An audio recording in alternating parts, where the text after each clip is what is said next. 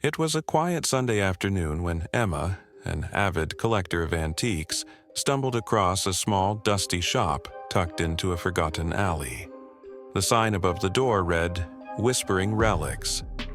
Intrigued, she stepped inside. The dimly lit room smelled of old wood and faded memories.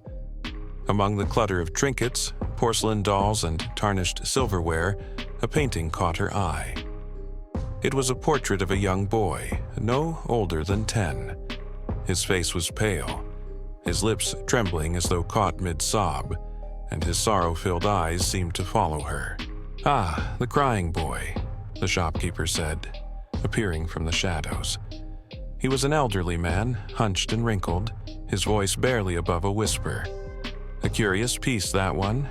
People say it's cursed." "Cursed?" Emma asked with a skeptical laugh. The shopkeeper nodded. "They say tragedy follows wherever that portrait goes.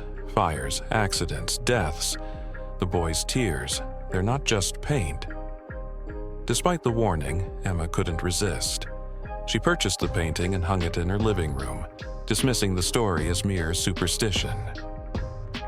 That night, as the wind howled outside, Emma sat on her couch, the crying boy's sorrowful gaze fixed on her.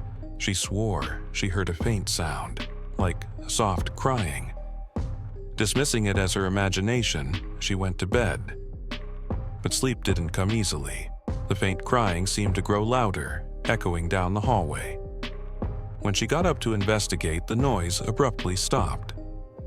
The next morning, Emma found something strange. A faint scorch mark had appeared on the wall where the painting hung. She touched it. It was warm, almost like a lingering ember. Shaking off her unease, she chalked it up to a coincidence. That evening, the crying returned. This time, it was unmistakable, louder and more desperate. Emma's lights flickered, plunging the house into darkness. Panic set in as she reached for her phone, but the screen wouldn't light up. Suddenly, she saw him, the boy from the painting.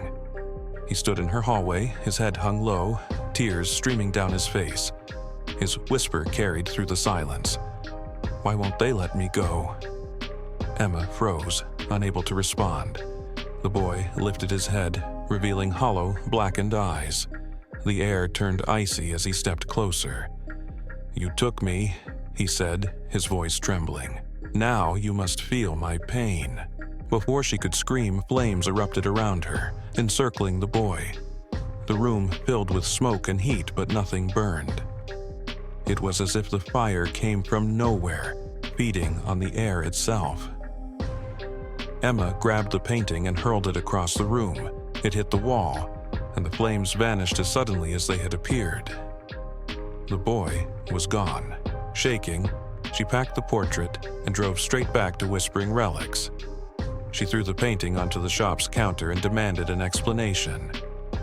The shopkeeper only smiled, his eyes glinting with something between amusement and malice. "You can't escape him now. The boy chooses who must carry his grief. The more you run, the louder he cries." Emma left the shop without a word, the boy's sorrowful gaze still etched into her mind. From that day on, wherever she went, she heard faint crying in the distance, a haunting reminder that the crying boy was never far behind.